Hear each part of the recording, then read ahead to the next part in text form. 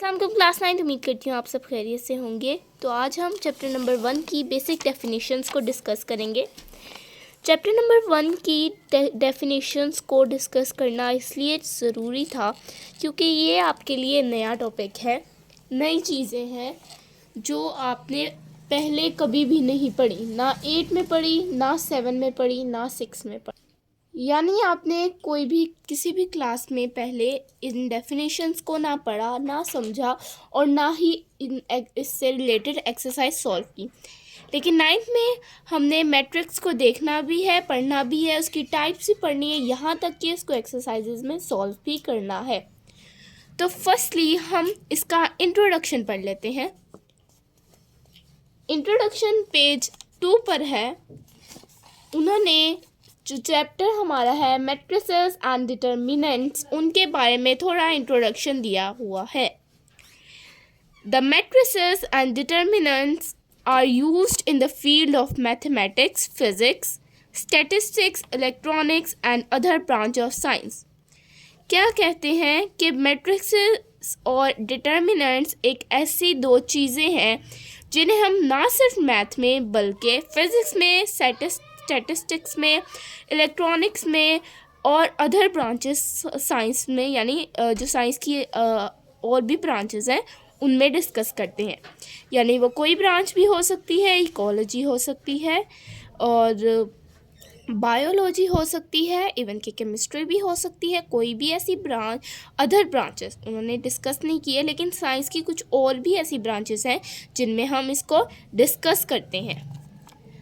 Next हमें वो क्या कह रहा है, the matrices have played a vital important role, wait a minute, a very important role in this age of computer science. यहाँ पर आज की कंप्यूटर साइंस की एज है, क्योंकि आजकल सब लोग आईटी की फील्ड में जा रहे हैं। तो आज के इस एज में जो मैट्रिसेस है, मैट्रिक्स की जो प्लूरल होता है उसे हम मैट्रिसेस कहते हैं। तो जो मैट्रिसेस हैं उन्होंने बहुत ही वाइटल रोल, बहुत ही इम्पोर्टेंट, बहुत ही जो है उम्दा रोल प्ले किया है इसको इस फील्ड में, ठीक है। The idea of matrices was given by Arthur केले। अब यहाँ पर नाम एब्रिविएशन इसकी जो प्रोनाउंसिएशन है कोई जो भी है, लेकिन एक इंग्लिश मैथमेटिशियन था आर्थर केले। इंग्लिश से मुराद ये इंग्लैंड के साइंटिस्ट थे, इंग्लैंड के मैथमेटिशियन थे 19th सेंचुरी में, जिन्होंने थ्योरी ऑफ मैट्रिसेस इजाद की थी। थ्योरी उन्होंने बनाई थी मैट्रिसेस की थ्योरी, यानी मैट्रिक्स की जो प्लूरल होता है उसे हम मैट्रिसेस कहते हैं। तो मैट्रिसेस की थ्योरी किसने बनाई थी? आर्थर केले ने। किस में बनाई थी? 1858 में। ये बहुत इंपॉर्टेंट एमसीक्यूज है, बोर्ड में 2 दफ़ा आया हुआ है, तो आप इसको मार्क कर लें। The next, matrix. मैट्रिक्स क्या है, मैट्रिक्स कहाँ इस्तेमाल होता है, ये सब हम अब पढ़ेंगे। So the concept 1.1 for the 9th class is matrix, a rectangular array or a formation of a collection of real numbers say 0, 1, 2, 4 and 7, such as 1, 3, 4, 7, 2, 0, and then enclosed by brackets is said to be to form a matrix. क्या कहते हैं कि एक rectangular अरे है। अरे मतलब एक पूरा एक फॉर्मेट है, और अ फॉर्मेशन या फॉर्मेशन है किसकी? Collection of real number. Real number आपने 8 में पढ़े हैं। अगर आपने वीडियो नहीं भी देखी तो आप मेरे चैनल पे जाके रियल नंबर्स की वीडियोस देख सकते हैं जो मैंने 8 क्लास के लिए बनाई, और उसमें 9th क्लास भी इंक्लूड है। तो कोई भी एक रे है हमारे पास, जो अब जो एक अरे, एक पूरा एक फॉर्मेट है हमारे पास, जो रियल नंबर्स के कलेक्शन को हम कहते हैं, बेसिकली वो रियल नंबर्स हैं। रियल नंबर्स क्या होते हैं, चैप्टर नंबर 2 आप खोलें, मैं आपको रियल नंबर्स का थोड़ा इंट्रोडक्शन बता देती हूँ कि what are basically real numbers. तो यहाँ पर पेज नंबर 48 खोलें। कॉम्प्लेक्स नंबर को, प्योर इमेजिन नंबर को छोड़ दें, ये आपके रिलेटेड नहीं है, सिर्फ रियल नंबर्स को देखें। रियल नंबर्स रैशनल और इरेशनल नंबर के होते हैं। आगे से सबसे पहले आप देखें कि हमारे पास नेचुरल और ज़ीरो नंबर होते हैं। ज़ीरो के साथ जो नंबर लगा दो तो होल नंबर हो जाते हैं। तो नेचुरल और ज़ीरो दोनों होल नंबर्स में आते हैं। होल नंबर्स इंटीजर्स का पार्ट है, और इंटीजर्स का एक और पार्ट है नेगेटिव नेचुरल नंबर, जो माइनस से शुरू होते हैं। इंटीजर खुद रैशनल नंबर का पार्ट है, और रैशनल नंबर खुद रियल नंबर का पार्ट है। रियल नंबर में इरेशनल नंबर भी आते हैं। So the basic set is real number. Real number एक बेसिक सेट है। किसी भी मैथ में सबसे बेसिक सेट जो होता है वो हमारे पास रियल नंबर होता है। तो वो यही बात कर रहे हैं कि कलेक्शन का रियल नंबर्स का एक कलेक्शन है। वो कह रहे हैं से, यानी मान लें 0 1 2 4 एंड 7 है। सच एज, यानी एक एग्जांपल दे के कह रहे हैं कि हमने क्या लिखा 1 3 4 7 2 0 and then enclose by brackets set to form. अब मैं आपको समझाती हूँ कि एक मैट्रिक्स क्या होता है। बेसिकली जैसे हमारे पास नंबर्स हैं 2 3 4 5 6 7, 2 3 4 5 6 7 ये नंबर्स हैं। अब मैट्रिक्स क्या होता है कि एक पूरा एक जैसे एक फॉर्मेट में लिख देना। फॉर्मेट क्या हो, 2 लिखा हमने, उसमें डिस्टेंस हो 3 हो, फिर उसमें डिस्टेंस हो 4 हो। अगर 4 यहाँ नहीं लिखना चाहते तो यहाँ लिखें, और 5 हो। ये नहीं कर सकते कि यहाँ पर 2 है तो 3 बना दें, यानी यहाँ पर पहली रो में, पहली रो कहते हैं ना, आप इसे रो कहते हैं और इसे कॉलम कहते हैं, ठीक है। कॉलम और रोज़ आपने पढ़ी हुई है कंप्यूटर में 8th क्लास में। तो ये कॉलम होता है और ये कॉलम होता है और ये रो होती है। तो रो में आप जितने नंबर डाल रहे हैं, दूसरी रो में भी उतने नंबर होने चाहिए, और तीसरी रो में कम ज़्यादा नहीं हो सकते। जैसे पहली रो ले लेते हैं, ये पहली रो है 2 3, तो दूसरी रो में आपके पास 4 5 6 नहीं हो सकते, एक नंबर ऐड नहीं हो सकता, सिर्फ 2 नंबर होने चाहिए। तो इसी तरह मैट्रिक्स क्या होता है 2 3 4, दूसरी रो में भी उतने ही नंबर 4 5 6 7, इन क्लोज कर देना है, इन्हें बंद कर देना है स्क्वायर ब्रैकेट से। ये हमारे पास एक मैट्रिक्स की फॉर्म आ गई है, ये हमारे पास मैट्रिक्स है। यानी कोई भी नंबर्स आपको वो दे देंगे, कोई भी नंबर्स रियल नंबर्स के सेट में से, और उसमें कहेंगे कि इसका मैट्रिक्स बनाए। जैसे यहाँ पर मैंने नंबर दिया, तो आपने ये करना है, आप इस फॉर्म में भी लिख सकते हैं 2 3 4 5 6 7, ऐसे भी लिख सकते हैं, और सिंपल आप एक नंबर में भी लिख सकते हैं, जैसे 2 3 4 5 6 7 एंड फर्दर ऑन, ऐसे भी लिख सकते हैं। तो किसी भी फॉर्मेट में आप इसको लिख सकते हैं। बस आपका तरीका ये हो कि जितने पहली रो में नंबर हैं उतने ही दूसरी रो में, उतने ही तीसरी रो में, एक फॉर्मेट के साथ चलना है। और इसी तरह कॉलम में कम ज़्यादा नंबर, अगर आप रो में नंबर ठीक रख रहे हैं तो ऑटोमेटिकली आपके कॉलम में भी इक्वल आएंगे। जैसे 1 2 3 4 और 5 लिखा है मैंने यहाँ। अब पहली रो में 2 नंबर है, दूसरी में भी 2, लेकिन तीसरी में 1 है, तो ये तो फॉर्मेट गलत हो गया। अगर तीसरी में 1 है तो कॉलम भी तो देखें कि इधर 2 है सिर्फ डिजिट्स, और कॉलम में इधर 3 है, तो ये भी रॉन्ग। अगर आप एक चीज़ को देखते हैं तो आपकी दूसरी चीज़ ऑटोमेटिकली सेट हो जाती है। जैसे अगर आप रो को देखें तो कॉलम ऑटोमेटिकली आपके पास सेट हो जाएगा। रो में आपने बस 2 नंबर लिख देने हैं, तो कॉलम में भी बिल्कुल इक्वल हो जाएंगे। तो बेसिकली इक्वालिटी यहाँ पर बहुत मायने रखती है कि जितना डिस्टेंस में इक्वालिटी होनी चाहिए, डिस्टेंस इक्वल होना चाहिए, नंबर्स में इक्वालिटी होनी चाहिए यानी इक्वल होने चाहिए, रोज में रोज इक्वल होने चाहिए, कॉलम्स। तो मैट्रिक्स, ये फॉर्म मैट्रिक्स होती है। आई होप मैंने बहुत डिटेल से डिस्कस किया है, आप लोगों को समझ आ गया होगा। तो रीडिंग कर लेते हैं नीचे। We turn the real number use in the formation of a matrix as in entries of elements of the matrix, plural of matrix as matrices. क्या कहते हैं कि रियल नंबर मैट्रिक्स के फॉर्मेशन में यूज़ होते हैं, वो एंट्रीज एलिमेंट्स की एंट्रीज होती हैं। एलिमेंट्स किसके? मैट्रिक्स, यानी मैट्रिक्स की इसकी एंट्रीज क्या है? 1 और 7। इसकी एंट्री क्या है? 0। इसकी एंट्री क्या है? 1। इसकी एंट्री क्या है? 0। इसकी भी 1। यानी जो पहला डिजिट होता है वो हमारे पास एंट्री होती है। प्लूरल ऑफ मैट्रिक्स मैट्रिसेस, ये तो आप लोगों को मैंने शुरू में ही बता दिया था।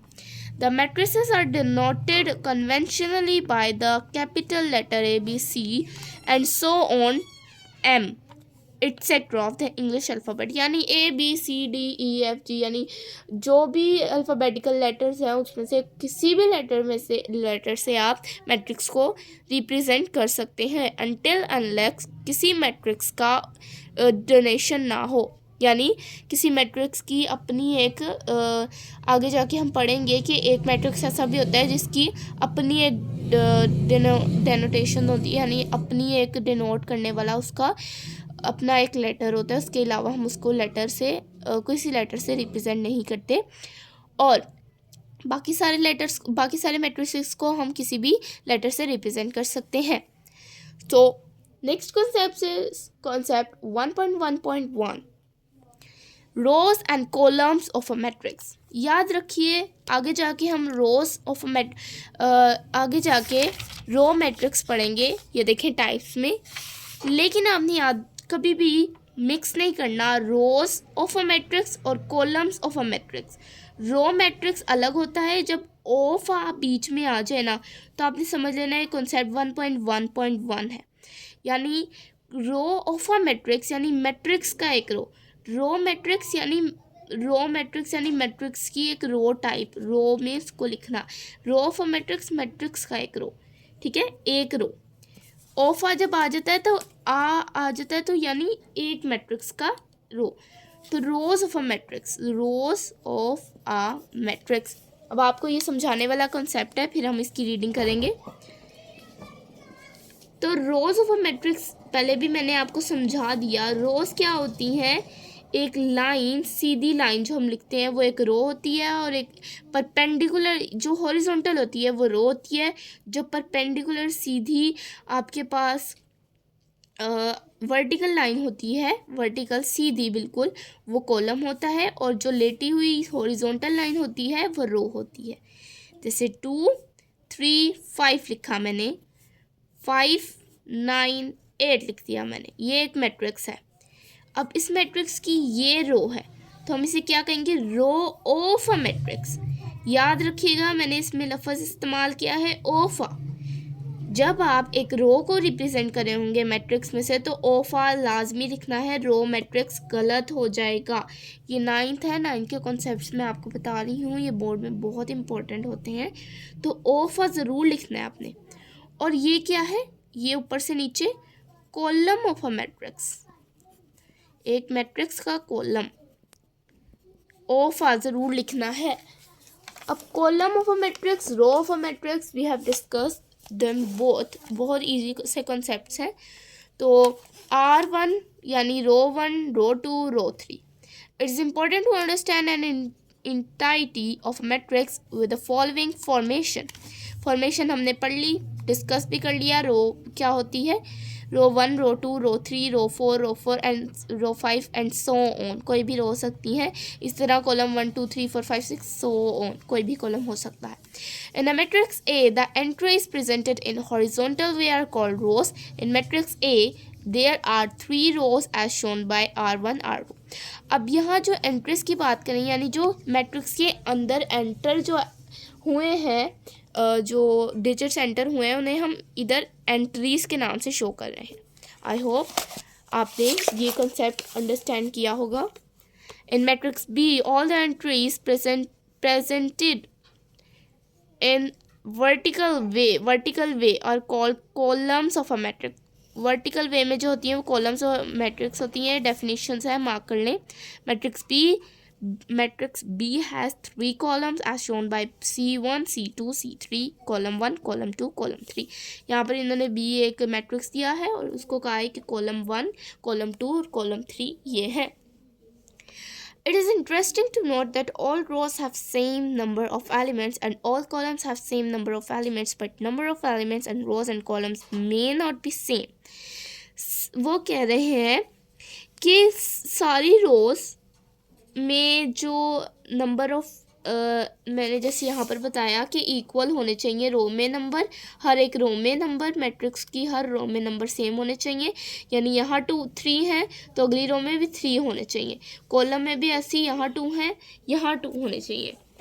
तो कह रहे हैं सेम नंबर ऑफ एलिमेंट्स है, but number of elements in rows and columns are not same. यानी जो एलिमेंट्स में नंबर ऑफ एलिमेंट्स रोज और कॉलम्स में है वो सेम नहीं है। मेरी बात को गौर से समझिए। All rows have same number of elements and all columns have same number of elements. सबके और सारी रोज के पास सेम नंबर ऑफ एलिमेंट्स होते हैं और सब कॉलम्स के पास भी सेम नंबर ऑफ एलिमेंट्स होती हैं, नंबर सेम होते हैं। But number of elements in rows and columns may not be same. यानी जो नंबर रोज में है या कॉलम्स एलिमेंट्स रोज में या कॉलम्स में है, जो एंट्रीज हैं, जैसे यहाँ पर इसके अंदर यहाँ पर अगर 9 है तो ऊपर 3 है, तो ये दोनों मे नॉट बी सेम, ये दोनों सेम नहीं भी हो सकते। ठीक है, बाकी नंबर सेम होते हैं। Order of matrix. मैट्रिक्स का ऑर्डर क्या है?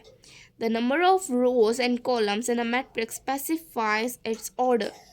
If a matrix M has m rows and n columns, then M is said to be of order m by n. For example, M is equal to 1 2 3 1 0 2 bracket close is order of 2 by 3 since it has 2 rows and 3 columns, whereas the matrix and 1 2 3 1 1 0 2 3 7 is 3 by 3 matrix and P is 3 2 5 as a matrix of order 1 by 3।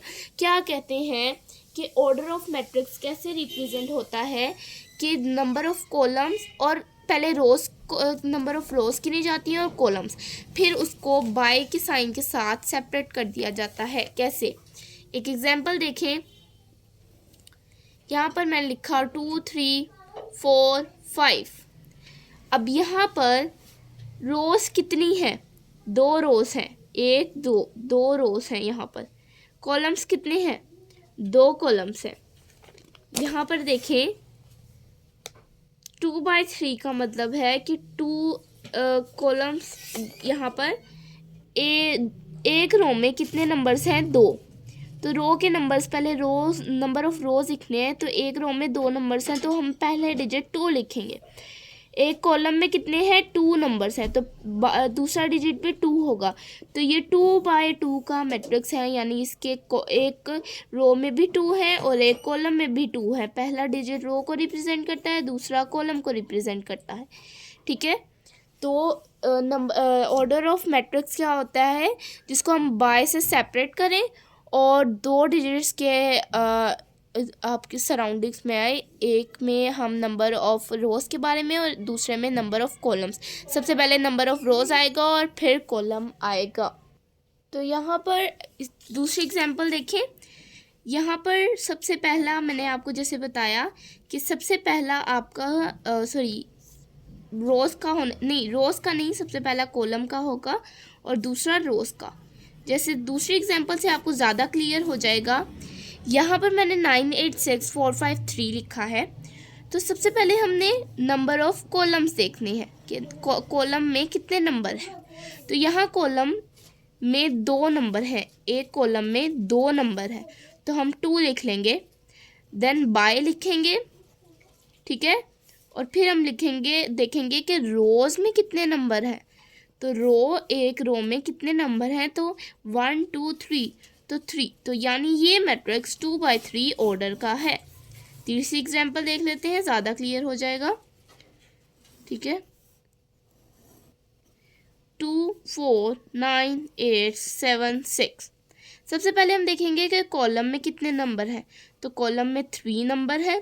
फिर हम देखेंगे कि रोज में कितने number है, तो रोज में 2 number है। तो ये 3/2 का मैट्रिक्स है। आई होप आपको इतनी एग्जाम्पल से समझ आ गया होगा।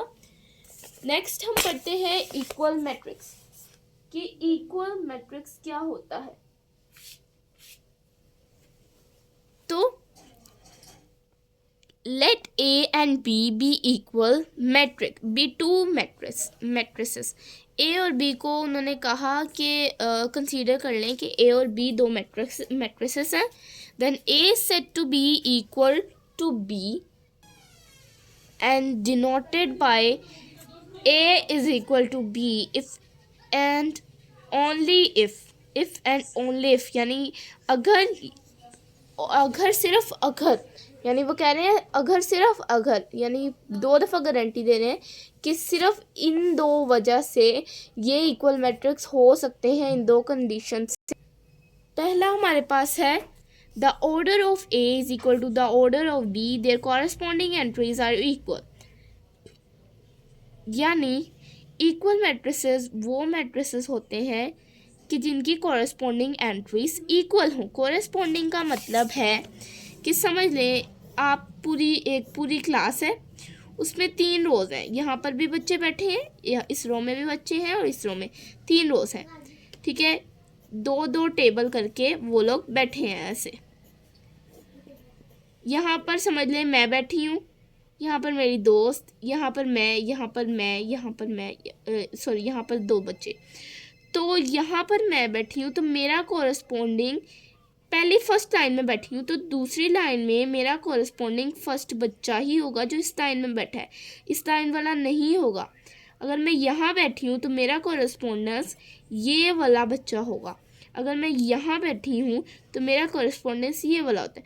तो कॉरस्पॉन्डिंग की आपको समझ आ गई कि एक चीज़ जो उसी जगह बैठी है जहाँ दूसरी जगह बैठी है, लेकिन वही पॉइंट है जहाँ आप बैठी हैं। ठीक है, यानी अगर ये मैं यहाँ बैठी हूँ तो वो दूसरी लाइन में वो यहाँ बैठी है जो बच्ची, ठीक है, वो मेरे कॉरस्पॉन्डिंग होगा। मैं यहाँ बैठी हूँ तो दूसरी तरफ यहाँ वाली मेरे कॉरस्पॉन्डेंस होगी। तो कॉरस्पॉन्डिंग की आपको समझ आ गई है। उन्होंने कहा कि 2 मैट्रिक्सेस हम कंसीडर कर लेते हैं, वो दोनों तभी इक्वल होंगे जब ये 2 कंडीशंस पूरी होंगी। पहली कंडीशन है कि ऑर्डर दोनों के सेम हो, यानी नंबर ऑफ कॉलम जो है, जो जैसे यहाँ 3/3, यहाँ पर एक एग्जांपल मैं आपको दे देती हूँ, आपको क्लियर हो जाएगा। ठीक है, तो यहाँ पर एग्जांपल देख लें, मार्कर से देती हूँ। एग्जाम्पल है, जैसे मैंने दिए 2 मैट्रिसेस 1 2 3 4 और यहाँ पर 5 6 7 8। तो पहली कंडीशन देखनी है उन्होंने कहा है कि देखें कि ये इक्वल है या नहीं है। तो ये ए है, ये बी है। तो हमने क्या देखना है, पहली कंडीशन देखनी है कि ऑर्डर दोनों के सेम है, और दूसरी कंडीशन है कि दोनों की कॉरस्पॉन्डिंग सेम है। ठीक है, कॉरस्पॉन्डिंग यानी कोई यहाँ पर है तो दूसरी लाइन में, दूसरे मैट्रिक्स में वो फर्स्ट पर वो इक्वल होना चाहिए, यहाँ पर है तो दूसरे मैट्रिक्स में ये इक्वल होना चाहिए यहाँ पर। आ गई समझ? तो पहली हम चीज़ देखते हैं ऑर्डर देखते हैं। तो सबसे पहले हम ऑर्डर में कॉलम देखते हैं, कॉलम में कितने हैं, एक कॉलम में कितने नंबर्स हैं 2। फिर रोज़ में देखते हैं, रोज़ में कितने नंबर हैं 2, तो ये 2/2 का मैट्रिक्स है। दूसरे में देखते हैं तो एक कॉलम में 2 डिजिट्स हैं, एक रो में 2 डिजिट्स हैं, ये भी 2/2, यानी फर्स्ट कंडीशन हमारी पूरी हो गई है। 50% हमें पता लग रहा है कि इक्वल है। दूसरा है कॉरस्पॉन्डिंग जो साइड्स हैं वो सेम हो। तो इस 1 का कॉरस्पॉन्डेंस है 5 और 2 का कॉरस्पॉन्डेंस है 6, लेकिन ये तो इक्वल नहीं है। तो यानी ये कंडीशन रोंग हो गई और ये भी रोंग, तो हमारा ये इक्वल नहीं है। अब दूसरी एग्जांपल देखें। यहाँ पर मैंने लिखा दो ऐसे मैट्रिसेस ले लेते हैं, तो दो कोई से भी हम इसमें मैट्रिक्स ले लेते हैं। जैसे हमने यहाँ पर ले लिया 4, ठीक है, और यहाँ ले लिया 5, यहाँ ले लिया 6 और यहाँ ले लिया 7। यहाँ हमने ले लिया 2 + 2, यहाँ हमने लिख लिया 4 - 1, ठीक, 4 + 1 कर लेते हैं। यहाँ हमने लिख लिया 4 + 6, 4 + 2, और यहाँ हमने कर लिया समझ लें हमने 9 - 2। अब यहाँ पर हमारे पास सबसे पहली कंडीशन देखनी है कि ऑर्डर क्या है। ऑर्डर अगर हम देखें तो इन दोनों का ऑर्डर सेम होना चाहिए। तो पहले हम ऑर्डर से पहले हम इसको सॉल्व कर लेते हैं, जो कि हमारे पास अगर इस फॉर्म में आए तो उसको सॉल्व कर लेते हैं। जैसे 2 + 2 हमारे पास 4 होता है, 4 + 2 हमारे पास 6 होता है, 4 + 1 हमारे पास 5 होता है, और 9 - 2 हमारे पास 2 होता है, 9 - 2 हमारे पास 7 होता है। अब हमने सॉल्व कर लिया। सबसे पहले हमने ऑर्डर देखना है। तो ऑर्डर में सबसे पहली चीज़ हम कॉलम में देखते हैं कितने नंबर्स हैं। तो एक कॉलम में यहाँ पर 2 नंबर्स हैं, तो 2। एक रो में फिर हम रो देखते हैं, तो एक रो में यहाँ कितने डिजिट्स हैं, 2 डिजिट्स हैं। ये एक रो होती है, तो इस रो में 2 डिजिट्स हैं, तो 2 हमने लिख लिया। तो 2/2 का इसका ऑर्डर है मैट्रिक्स का। इसका देख लेते हैं, तो एक कॉलम में 2 नंबर हैं और एक रो में भी 2 नंबर है, तो 2/2 का इसका भी मैट्रिक्स है, ठीक है। तो यानी पहली कंडीशन इसकी पास हो गई। दूसरी कंडीशन इसकी क्या है कि कॉरस्पॉन्डिंग साइड्स आर सेम। तो कॉरस्पॉन्डिंग साइड्स देखें तो 4 की कॉरस्पॉन्डिंग साइड ये है, जो यानी 4 भी फर्स्ट पे है, फर्स्ट रो में फर्स्ट डिजिट। तो यहाँ का फर्स्ट रो में फर्स्ट डिजिट 4 है, तो ये 4 के इक्वल हो गया, ठीक है। अब दूसरा डिजिट देखते हैं। दूसरे कॉलम में 5 है, तो दूसरे कॉलम में पहले डिजिट को देखेंगे जो 5 है, ये भी इक्वल हो गया, 5 = 5। इसी तरह 6 इसके इक्वल है, 7 इसके इक्वल है, तो 6 = 6, 7 = 7। ये रफ वर्क है, ये नहीं लिखते हम। तो हमारे पास क्या दूसरी कंडीशन भी पास हो गई, यानी ये ए मैट्रिक्स बी मैट्रिक्स के इक्वल है, ठीक है। आई होप आपने अंडरस्टैंड किया होगा। अब हम नेक्स्ट देख लेते हैं कि हमारे पास नेक्स्ट कंडीशन क्या है। तो यहाँ पर इक्वल मैट्रिसेस हमने पढ़ लिए, बाकी एक्सरसाइज है, एक्सरसाइज हम बाद में करेंगे। आई होप आपने अंडरस्टैंड किया। एग्जांपल्स हम जब चैप्टर ख़त्म हो जाएगा तब हम एग्जांपल्स डिस्कस करते हैं, जैसे हमने चैप्टर नंबर 2 की। I hope you have discussed well, I have discussed well. तो आपने अंडरस्टैंड भी किया होगा अच्छे तरीके से।